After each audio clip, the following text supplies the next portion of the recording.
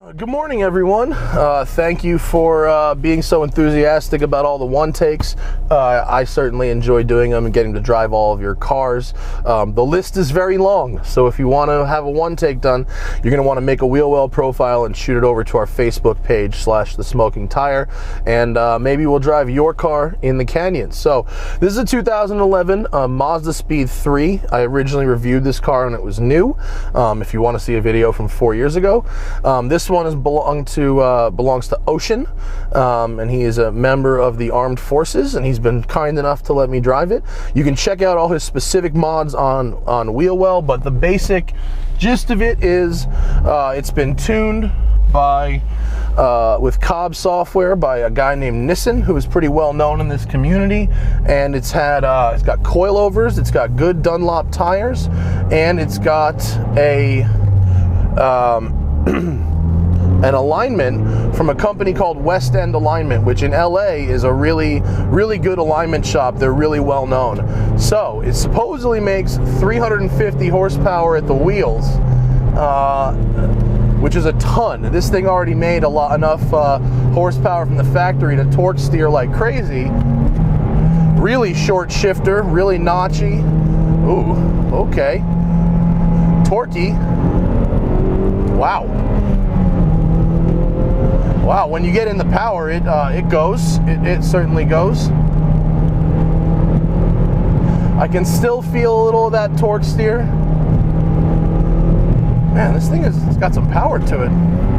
The pedals, the gas and the brake pedal are a little far apart for me to heel toe, ideally. Makes a nice sound. It's a bit hummy, but when you get on boost, you get that nice turbo whistle. It's quick. Not much resistance on the gas pedal. You don't have to, you blip it and it just goes, but you don't really feel what's happening under your foot. Wow. This is a quick car. And we're gonna go left. This interior seems better now than it did in 2011 when it was new. It may be because I'm not judging it as a used car now, or as a new car, but as a used car. And this one has 41,000 miles on it. The aftermarket stereo actually has a super clean install. I saw this and I was like, oh, how'd you get that? It's aftermarket, but I can't believe it. Well, this thing certainly makes a lot of torque. I can feel the wheel wants to move around a bit. This car was always sort of the prime example of torque steery. Notchy shifter. You know, I get quite a bit of engine vibration through the steering wheel, actually.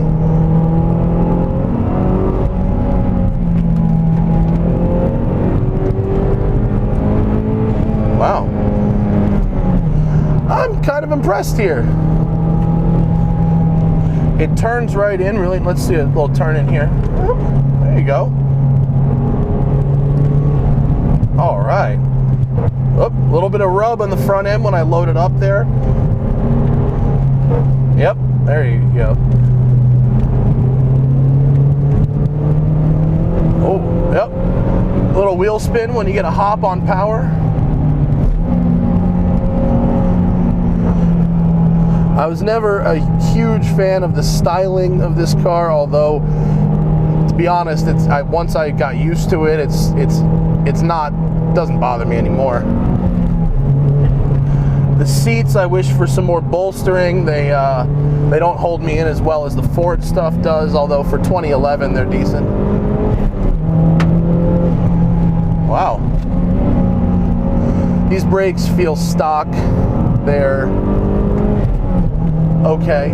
Well, all right, so the way it delivers power, it's more thrusty and less revvy. It's not angry. It just gives you this shove of torque that I think is actually pretty solid. Yeah.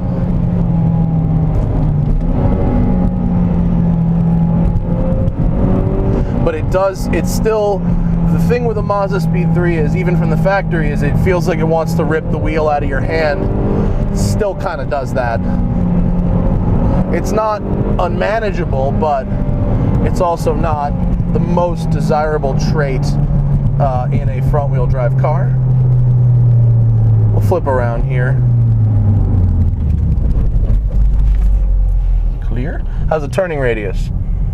Not bad. Not bad. How's first gear? Up, blows the tires right off. Second gear. Up, blows the tires right off. Wow, okay. So as I came around that corner in third gear flat, it was a right-hand corner, but I wasn't turning the wheel to the right. I just wasn't, I had my fingertips on it, and the torque was turning the car around that to the right. So the Ford stuff doesn't really do that. You can feel it torque steer, but the car doesn't actually steer. It just fights for traction up front, but the car for the most part stays straight. Can I get around you? You want to let me around? That'd be sweet. You know what? I'm not even gonna bother. We'll pause. Pause right now. We'll be back.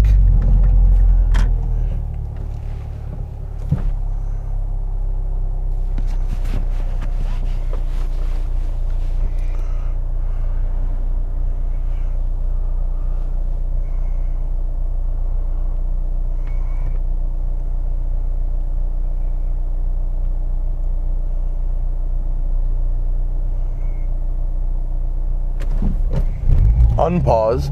I was gonna wait longer for traffic to clear, except as I paused there, smoke started coming from that brake. So I'm just gonna go slow for a second and clear the brakes out. Let's see how it is when you're driving slow. Well, the clutch is very easy.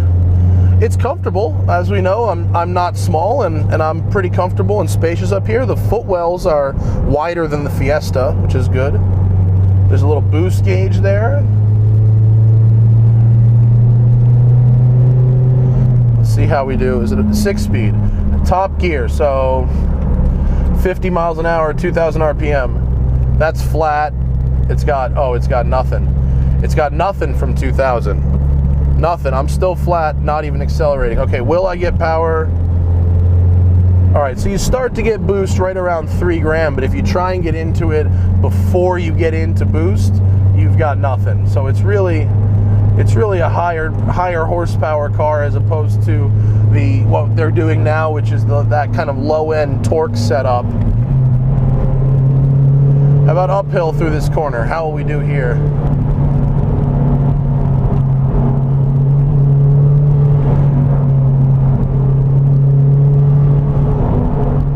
All right.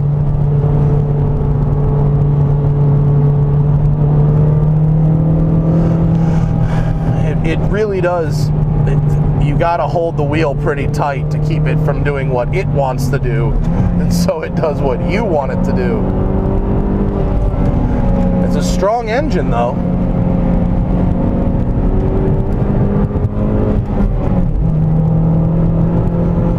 This is a quick car. I mean, there's no question that 350 wheel horsepower in one of these things. I believe it makes that much for sure. I don't see a reason to doubt that number.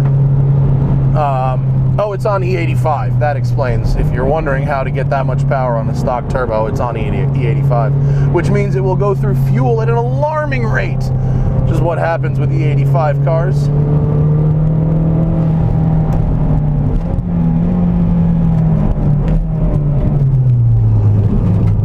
Coming out of here, second gear, yep. Oh, blows the tires right off there. Hey, Prius, would you like to let me by, sir? No, Prius? What do you say? No? The flash isn't working. Oh, is it? Is it? Or is he really just braking for this corner? Is this? Oh, okay. Thank you, sir. Really appreciate that. I really like the short notchiness of the shifter.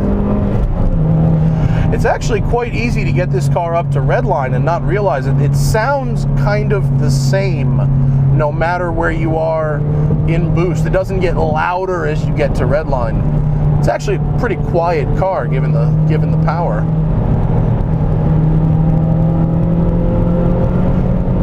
Torque torque steer. Oh man, if you hit a bump at full throttle, you better have both your hands on the wheel for this one. Definitely. And I had to tell you, I don't know how good this radio is, but having the screen here really does improve the dash. Normally in the press car, I just had that little crappy screen up front, and it's like almost a joke. But this is a cool little car. I don't know what you can pick these things up for used now, but it's neat. It certainly has its Mazda 3 characteristics that I remember. It's faster. It's responsive. It's good.